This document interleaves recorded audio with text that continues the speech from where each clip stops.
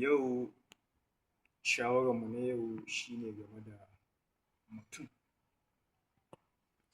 mutum jikan mutum, ɗan adam, bil'adam, bani adam. A duk duniya babu halittar da Allah ya yi wanda ta kai mutum daraja da kima da kwarjini, babu. Kuma a duk duniya babu halittar da ta kai mutum mugunta. Shi ya sa wani lokaci ko aljani ya riƙe mutum za ka ga baya mai ta wasa. Yanzu abin da yake faruwa kwanan nan za ka ga mutum shi kaɗai ya kashe 'yan uwanshi mutane masu rai kamar shi, masu jini kamar shi, ya kashe mutum 6. Ba imani ba tausayi. Ka ga mutum ya kashe mahaifiyar shi, ka ga mutum ya kashe mahaifin shi, ka ga mutum ya kashe duk sai mutum. Duk wani abu na bala'i da kake ga sai mutum.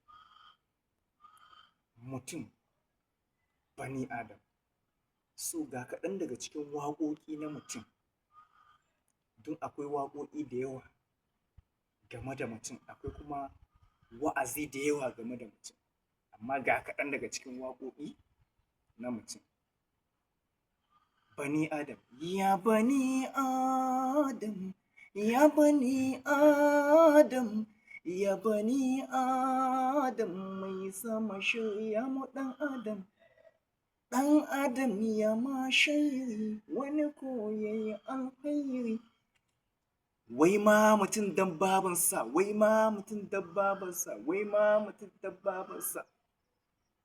Mutum mai butulci ne da yawa, ɗan adam abin tsoro. Mutum cin amanarsa yana da yawa, kai dai kiyaye mutum, mutum.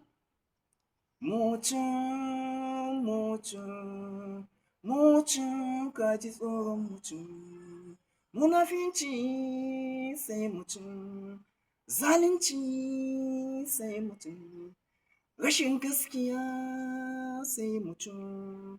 Mutum, ka ji tsoron mutum. Fear no man, ka ji tsoron Allah ba mutum ba. Fear no man, ka ji tsoron Allah ba mutum ba. Allah ya sa mu dace, Allah ya shirye mu gaba.